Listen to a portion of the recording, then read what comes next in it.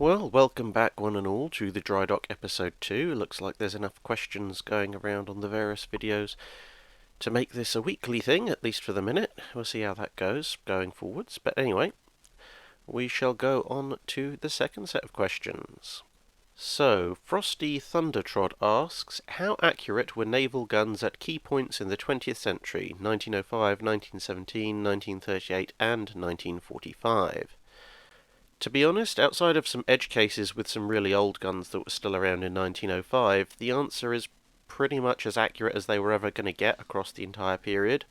There wasn't a substantial amount of performance difference in terms of ballistics between the guns developed just before the First World War and the guns developed at the end of the Second. For example, the 15-inch 42 caliber gun developed by the British just before the First World War remains one of the most accurate naval guns ever made, whereas some of the guns developed 20 years later, such as the Italian 15-inch 50 caliber, had a notorious reputation for inaccuracy, although, to be perfectly fair to the poor old Italians, that was more to do with the complete lack of quality control on shell production than it was any reflection on the gun itself. The science of making a big gun was pretty well understood by 1910, so you could make a gun of 12 to 18 inches and not really worry too much about whether or not the gun would shoot straight.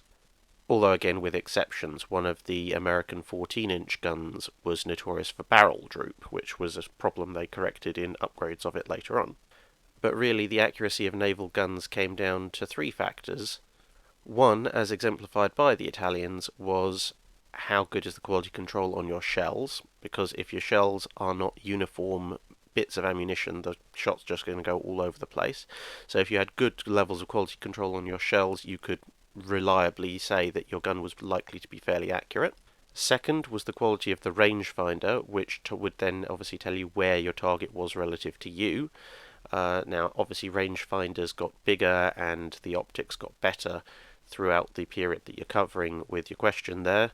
And towards the end of that period, you also had radar used as a rangefinder, which was obviously a lot more accurate as it removed the human error factor from calculating range distance. And finally, you have your fire control system. This was initially a set of paper tables, then an actual mechanical table, and then later an electronic computing device. And this basically takes all the factors involved in shooting a naval gun over long distances. So you have things like curvature of the Earth, whether you're north or south of the equator, temperature, whether the ship is rolling, how fast your ship is going, how fast the enemy ship is going, where you are relative to each other, what direction you're going, and that in theory allows you to compute where the shell will land when you fire it. So combine all these factors with a well-trained crew and you will find out roughly how accurate your gun will be, but it's unlikely to be majorly affected by the quality of the gun itself. A good helping of luck and calm weather helps as well, because if you're firing a shell potentially several miles into the sky and about 15 to 16 miles away, the weather over there might be different to the weather over here, so that can throw your calculations out. And that's why, say, with the USS Iowa, even with modern computers and radar and electronic rangefinders and all sorts of wonderful calculations, you can't actually guarantee of putting a shell at the far end of its gun range every single time, but you can guarantee within a certain area. Gregory Simmons makes a comment.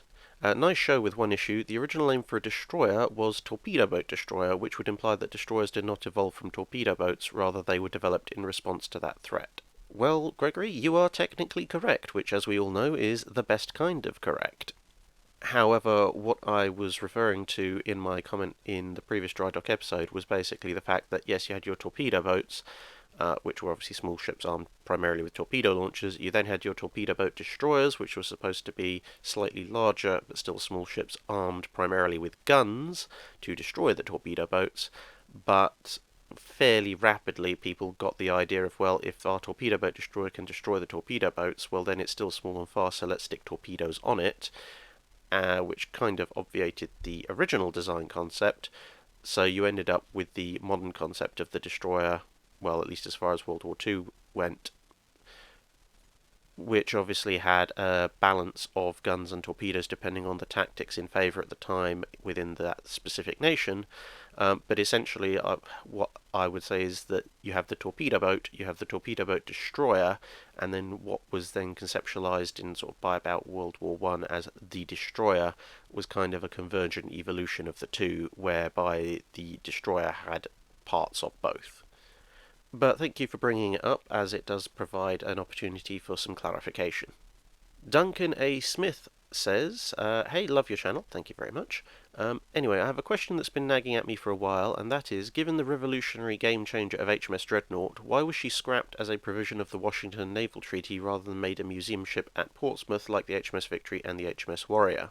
It's a combination of a couple of factors, one of which is fairly simple, which is the fact that by the end of World War One, Britain was pretty strapped for cash, so they needed to ditch as much stuff as possible, as quickly as possible, and unfortunately the Dreadnought just ended up being stacked up with, yeah, we've got a couple of other ships like it, the St. Vincent class, who cares, let's just get rid of them all, get as much scrappage money as we can, and get our fleet down to size ASAP. The second one is one that doesn't actually reflect that well on the British government, but then what really ever does, which is the fact that until relatively recently, preserving historical ships wasn't actually that far up the priority list within British government circles, who are obviously the ones who shake loose the funding in the end. I mean, the Victory is probably the most historical ship within the Royal Navy, and in the early half of the 20th century, it almost rotted away. It needed a significant amount of public interest to force the government to shake loose the funding to actually preserve the ship. We actually did have, sadly enough, another Trafalgar veteran, which hung around until the mid-20th century, and then in some bizarre decision, I can't imagine what the hell they were thinking, despite the fact it was probably in as good a condition as the Victory, they just took it out to sea and blew it up with explosives just to get rid of it. The Warrior, like the SS Great Britain incidentally, basically survived by being built so ridiculously strongly that even after effectively being thrown away and used as a nice bit of harbour scenery, it just stayed intact long enough for people to take an interest in it again. So I rather suspect that if the Dreadnought had done something like the Warspite did, which was break free and run aground, it might have survived long enough for people to take an interest in it, or at least raise some public awareness, but unfortunately in this case that didn't happen. Shadowstriff asks, what was the first ship to be completely made out of metal? Well, in terms of warships, the 1839 gunboat Nemesis is generally held to be the world's first iron-hulled warship, but in terms of lump of metal that floats, I'd say probably John Wilkinson's metal barges of 1787 and onwards, originally designed for the carriage of naval ammunition, ironically. Glenn Riviere asks, what would happen if the Warrior and Merrimack would have had to fight each other? I guess that's a follow-on from Warrior versus Monitor. Well, it's an interesting one, and although Monitor versus Merrimack does carry a certain ring to it, obviously the ship was rebuilt to CSS Virginia before its actual fight with the Monitor. But anyway, CSS Virginia, slightly heavier than the Monitor, still less than half the displacement of Warrior. It has a significantly greater armament, not necessarily more powerful, but it does have more guns. It's got 12 guns as opposed to the Monitor's 2. And it's about as fast as the Monitor. Now, the thing is, none of the guns that the Virginia brings to the fight are any more powerful than the ones the Monitor brought to the fight, so there's that.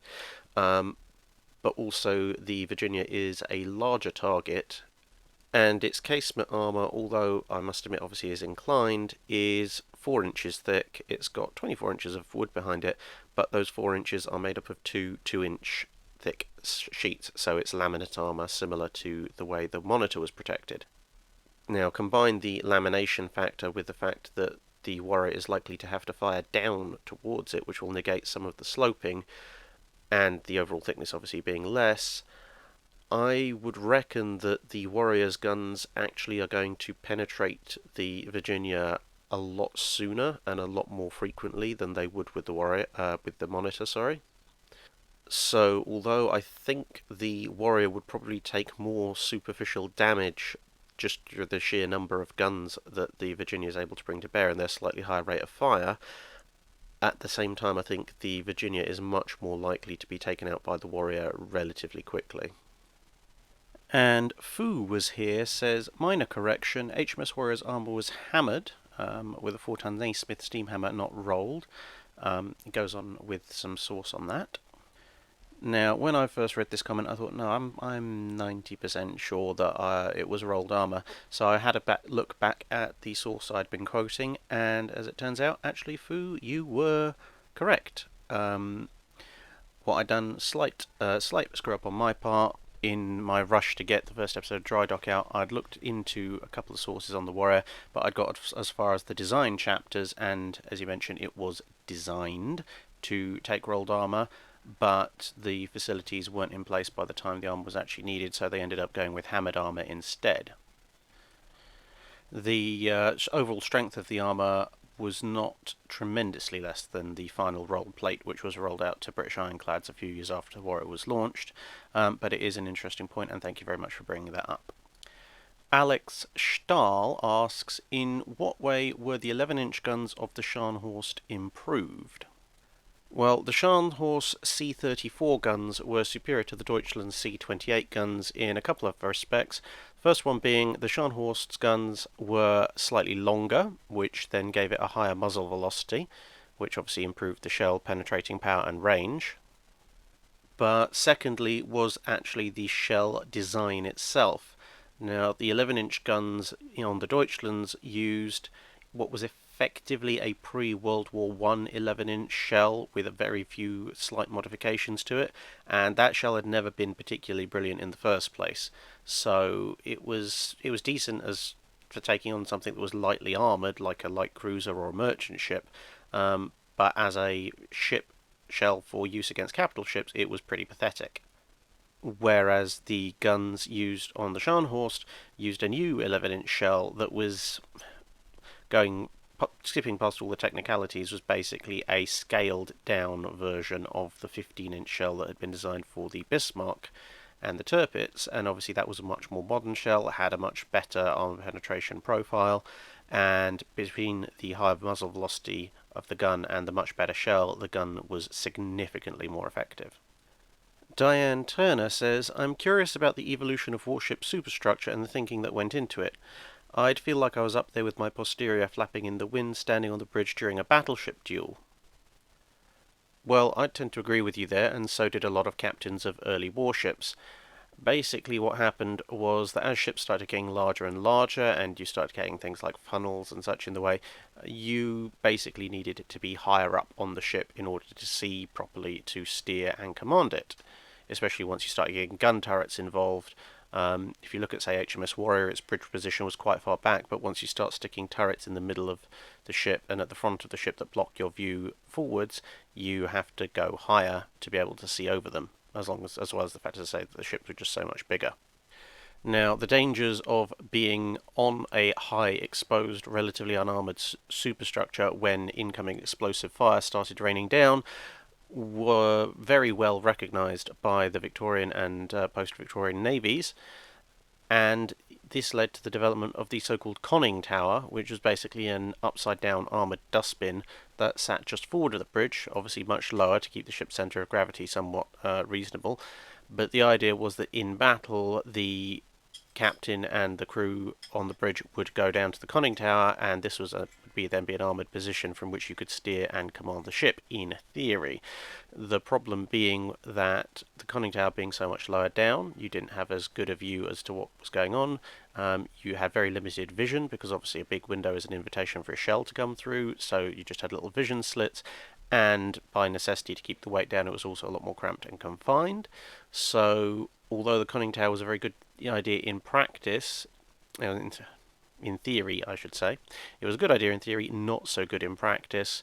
Very few captains actually used it, and it began to fall out of fashion more and more, to the point that many ships, while they were being refitted between the First and Second World War, they just took the conning tower off to save weight, because it was basically useless, and they would put other things like more anti-aircraft guns and such in place instead. But if you look at the superstructure of ships immediately before World War I, you tended to see the superstructure was used for bridge command and control, as a base for masts for lookouts, as a position for the secondary and tertiary batteries, and maybe a small amount of crew accommodation and such like. But it wasn't that substantial on most ships, barring some of the French ones. But when you look at immediately after World War One and the refits that various ships received between the two world wars, and then obviously into World War Two, you see the superstructure starts to get much more substantial. Now, obviously, the funnels make up part of that, but then you also had things like hangars for spotting airplanes. You had the need for fire control rooms. You had more and more director firing things, rangefinders, eventually radar, wireless signaling rooms, staff rooms, all this kind of stuff. So the superstructure gradually got larger and larger. And also, to a limited degree, you could use these vantage points for light anti-aircraft guns. Now, you can see with these two contrast pictures of Japanese and British ships before the First World War and during the First World War, and then contrast them to their refitted versions, you can see the sheer amount of extra space that they put in for the superstructure for all these kinds of extra bits that had developed over time. But it must be said at this juncture that the lack of use of the conning tower did actually have a significant impact on some battles. You can read accounts of quite a few bridge crews, and in some cases also captains and admirals being killed because they stayed on the bridge rather than go to the conning tower, and then in came a heavy explosive shell, and bang, there went most of the bridge crew. Ultimately, though, you've got to remember that in the period before you could operate absolutely everything from radar based deep down in the hull of the ship, you did really need to see what was going on, because if, as you can see, say with the final battle of the Bismarck, once you lose your bridge crew, pretty much all direction just goes away, because you have no idea what's going on outside the very limited range provided from armoured viewports, such as on the turrets and obviously lower down on the ship. The new IKB 4472 asks, how do you think warship design would have evolved if there were no naval treaties? Well, we kind of get a bit of a view on this, obviously, by looking at the designs that were cancelled by the Washington Naval Treaty. There's a certain amount of a split in the way that various nations thought naval design was going to go. So the Americans and the Japanese stayed with the sort of very lightly armoured, very fast battle cruiser. The British didn't, obviously with the G3s. All sides went for very heavy armament on battleships, although again the Japanese for some reason decided they wanted to go for more speed, less armour on their battleships. Most exemplified by the ones they had just on paper by the time the Washington Naval Treaty came along, where you had sort of 20-inch guns but armour that would have disgraced a pre-World War I Dreadnought. I think the lack of a naval treaties would have probably quite badly impeded the development of aircraft carriers, because some of the better and larger aircraft carriers were capital ship conversions during that period, and obviously those capital ships wouldn't have been converted if there wasn't a need for them to do so. I think probably the Courageous class would have been swapped anyway, because they're pretty much useless, but the Amagi and the Lexingtons probably would have been finished as their original capital ship form. And let's be honest, in the 1920s, aircraft striking power was not that great. The Grand Fleet at the time basically thought they had the problem solved by just mounting lots of catapult-launched aircraft on the turrets of their ships. So you might see aircraft carriers develop as a kind of an auxiliary scouting force with perhaps scouts and fighters and things, but the striking element probably not so much, as most of the funding would have gone into battleships and battle cruisers, obviously. Now, I think what you probably would have seen eventually is a sort of a convergent evolution back towards the kind of fast battleship concept that was really exemplified by something like the G3 class. But how quickly that would have gone depends greatly on what actually happened in the late 1920s. There were a lot of tensions at that time between America, Britain and Japan, which the treaties helped to mitigate somewhat. One person famously said that the Washington Naval Treaty may not have prevented World War II, but it did prevent possibly the Great American-British War of the late 1920s. Now, if diplomacy and such had managed to keep such a war from happening until kind of the Second World War, vaguely as we know it, happened, I think we would have seen a lot of designs differing significantly from each other based on each country's national strategy. So the Japanese would have probably stuck it out and gone more and more extreme with their lightly armoured, very fast, very heavily armed ships. The Americans probably would have had this sort of very, very fast, very heavily armed, but basically unarmoured battlecruiser type, accompanied by the slower, more heavily armed multi-gun ships like the Montana, well, the South Dakota at the time, which was effectively Montana 20 years earlier. But it's possible that, and indeed probably very, very likely, that there would have been some form of major naval conflict, assuming that one or more sides didn't just crash out through sheer economic exhaustion.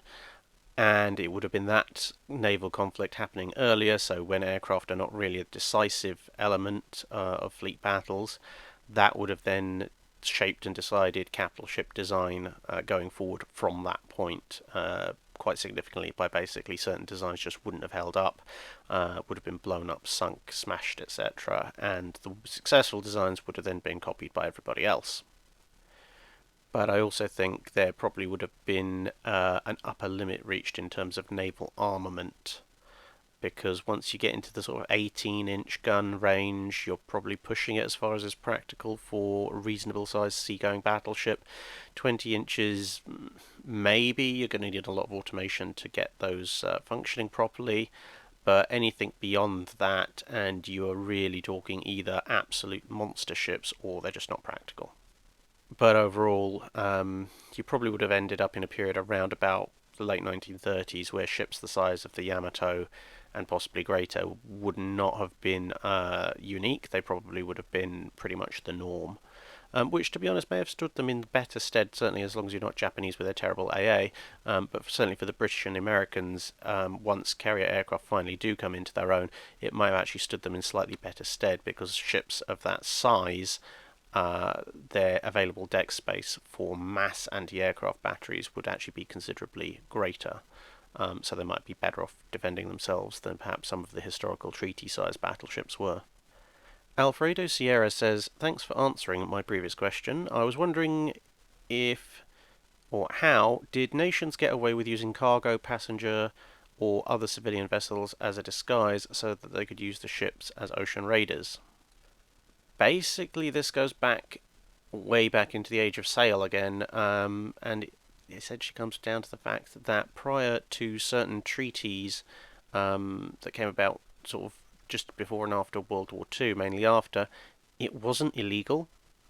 Again, going back to the Age of Sail examples, way back then, the fact was that with sort of piracy and hostile powers wandering around, merchant ships very often would be forced to arm themselves. So the difference between a large armed merchantman and a small warship, in terms of gunpowder at least, was actually not that great. There's a famous example, or semi-famous depending on if you're into that kind of history, but there is a famous example where a French raiding squadron of actual warships was disincentivized and scared off by a rather cunning British commodore who had very few warships of his own, but he was escorting a large convoy of East Indiamen, and with a quick lick of paint and running out the guns, he could make the East Indiamen look like sort of medium-sized warships, because they were that closely related to each other. So the French took one look and went, oh, hang on a minute, that squadron looks suspiciously larger and more heavily armed than we are, we'll go away. When in fact it was significantly underarmed, and most of them were just merchants with a bit of extra paintwork to make them look a bit more martial. So yeah, that was the situation in the Age of Sail. So, as a result, going into the 20th century, the idea of an armed merchantman was not actually anything people were particularly shocked by. And similarly, the idea that you might arm a merchantman specifically for raiding was, again, not fantastically unknown. You had privateers before then, letters of marque. Now, some nations had obviously renounced those, but not all. So when these ships were rolled out it was pretty much expected. I mean, a lot of the larger British cargo and merchant passenger ships at the time were actually partly subsidised by the government on the condition that they were built with effectively hard points in place so that they could mount guns, probably 4 to 6 inch guns, in the event of war, and they could be commissioned into the Navy as auxiliary cruisers very rapidly. Didn't quite work out in practice because a lot of them, things like ocean liners, in theory were nice big, could soak up a lot of damage, but in practice ate fuel like there's no tomorrow compared to a warship, and so were usually returned back to their regular civilian lives fairly quickly. You did see a few of these on both sides. Obviously, the Germans in the two world wars tended to use them more as raiders.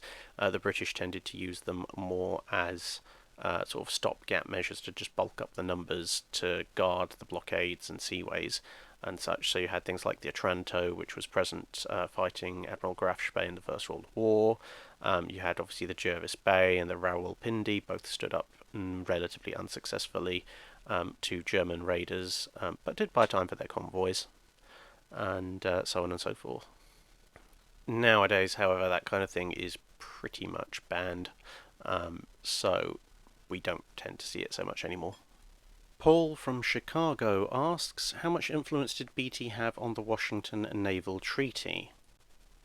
Overall, not a tremendous amount. He was part of the delegation sent from Great Britain to negotiate it, and in the years leading up to it, he had been a strong advocate of a large capital ship fleet to maintain the superiority of the Royal Navy and the British Empire over everybody else.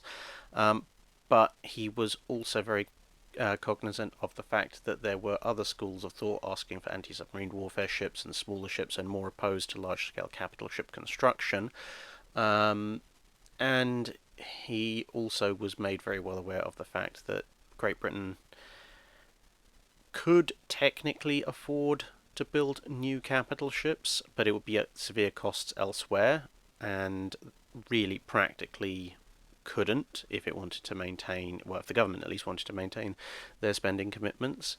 So he was very, very keen to make sure that any regulation didn't put the British Empire at a disadvantage, and possibly one of his influences, although along with many others, would have been to see that the treaty focused more on the capital ship side of things, which where you look at the treaty, the specifications are very, very direct and specific, as opposed to once you get into carriers and cruisers and such, the specifications, although relatively detailed, tend to be a lot more watered down. So yeah, I think not a tremendous amount in and of it himself, but probably had a certain amount of sway in making the Washington Naval Treaty focus more on the capital ships than anything else. Spirit is back again, saying, can you talk about the various forms of torpedo protection employed by warships such as bulges and the Pugliese system?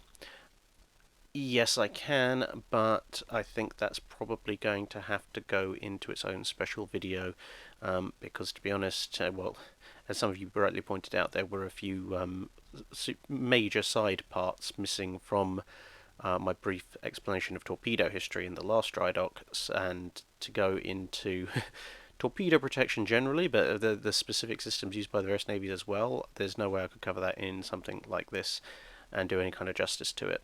So yeah, I will talk about it, but it will be in its own video at some point. Ralph Astley asks, where do you source the images for your channel, and do you encounter copyright issues? Well, in the short period where the channel was monetized before YouTube changed their accounts policy, I did not receive any copyright strikes, and although technically their channel actually now comfortably meets their new categories, they've seen fit to decide not to allow me to monetize it, and you know what, screw YouTube, whoever, whatever, who cares? They can keep their like 15 cents or whatever. Keeping the content of the channel free, I think, also probably helps with any minor copyright issues that may arise. But so yeah, basically, answer to the second part of your question: no, I don't encounter copyright issues, or at least I haven't done so far. However, going on to the sources, which is probably what you might be more interested in. The sources of images vary. I mean, I do try to make sure that I don't take anybody's copyrighted work where possible. and if I am taking someone's very specific work, I do try and make sure that it includes their signature or something so you can see where it's come from. But that tends to apply more for artwork and such like. When we're talking about the general images, the historical photos, plans, etc., etc., a lot of it, obviously, well, most of it will be gleaned from the net because that is the easiest way of just getting images in the correct format. However, that comes with a big caveat, which is, as you may recall from my previous video, I talk about where I get my sources of information from, mostly books and such. So when I'm trying to find pictures to use, what I will generally try and do to make sure that I'm happy that I have the correct permissions to use a picture is I will go through my books that cover that particular vessel, and I will find photos of them and scan them into the computer. Obviously, a scan's never particularly brilliant a lot of the time, but then you can do a reverse image search to see where someone has stuck a proper version of that picture up online. And then in good conscience I can use that because it's the same picture, one I already have and one that I can already show people. It's just a better version of it. Wikipedia is actually useful as well because they tend to host at least some images for almost every class of ship, and of course the various rights to use them are fairly clearly explained on that site. So yeah, Wikipedia is actually useful for something occasionally. Plus, over about the 20 or so years that I've been using the internet, I do tend to just find and save pictures of various warships as I go. So there are pictures that I've had sitting on my system for over a decade that I've just sort of labelled on, yeah, that's nice, and just kept around. So, to be honest, I couldn't tell you where the hell they came from now. And Commando Dude asks, I'd really like to know why the various naval powers never tried to use submarines in their fleet battles. There was some experimentation with the American V-boats, but it never got implemented. About the only example I can think of is where Yorktown got torpedoed at Midway. Oh, trust me, the people tried. People really tried. It didn't tend to work out quite a lot of the time. I mean, so say take World War One for example. The Germans did have this idea of laying U-boats off the coast of Scapa Flow and off the further forth where the battle cruisers were based, and the idea being that when the British fleet sailed for a big fight with the German fleet, the U-boats could take out a bunch of capital ships early before they even got to the battle. That basically didn't work. The ships just kind of sailed past them and the U-boats couldn't really do anything about it. And that came down to a simple fact that governed pretty much all such thoughts and attempts over the years, apart from the fact that submarines are also obviously very vulnerable to damage, which was the fact that a submarine either couldn't flat out, just plain couldn't move at the speed of a battle fleet, or if it could only do so for a short period of time and usually while surfaced, and a surfaced submarine in sight of a battle fleet is not going to last very long. Underwater, submarines up until the end of the Second World War basically just couldn't keep up with battle fleets, and that greatly limited their utility when it came to engaging enemy fleets because you had to actually be with your fleet at the time that they engaged, and that was just at cruising speed, let alone battle speed. There is, of course, also the problem of identifying friend from foe when in that kind of World War II and before period when you can't actually see your enemy. If they're a submarine, you have no idea if that sonar contact or that contact on your hydrophones is a friendly submarine or an enemy submarine, and you really, really are screwed if you make the wrong decision one way or the other. But as I indicated at the beginning, that didn't stop people from trying. So yeah, you had the American V-boats. You had the Japanese fleet doctrine, which was kind of similar to the German World War One doctrine, but apart from Yorktown, it rarely, if ever, worked out, because even by World War Two, for the reasons we've just covered, Japanese submarines had a pretty bad luck of finding American ships in the Pacific Ocean. But in the interwar years, you did have two rather interesting experiments by the Royal Navy, the K-class and M-class submarines. The K-class were an attempt to solve the speed issue by giving the ships steam turbine power plants, the same as you would have on surface ships, which in theory should allow these huge great things to run on the surface with the battle fleet and then submerge just in time for battle. The problem was that they were huge, they were unmanoeuvrable. To shut down the steam plant took so long that they'd more than certainly be spotted and shot at before they could do anything useful, and the whole thing was just a bit of a mess, just not practical.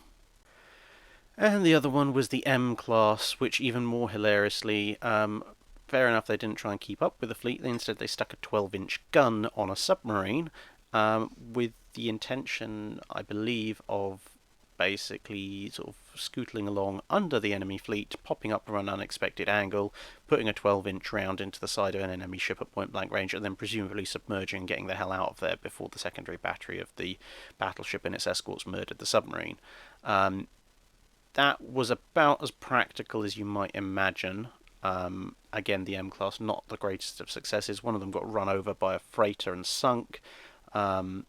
The logistics of surfacing, unblocking, loading, aiming and firing a 12-inch gun on a submarine that was only barely bigger than the gun itself never really worked out, and I think they converted the survivors to seaplane carriers, which again was not really another workable concept either. There are a few questions that I haven't answered so far, but in the interest of time I do want to try and limit the episodes of the Drydock to about 35 to 40 minutes apiece. Otherwise it's just going to get too long, and we're in the slightly ironic situation at the moment, I think, of where we're going to be publishing one, maybe two, 5 to 8 minute guides per week, and then we've got this sort of monstrous nearly 3/4 hour Drydock segment as well. But hey, if it works and you're willing to listen to it, it works and you're willing to listen to it. So hey, thanks very much for listening. If indeed you actually have reached the end of this little ramble of mine, and I will see you next week.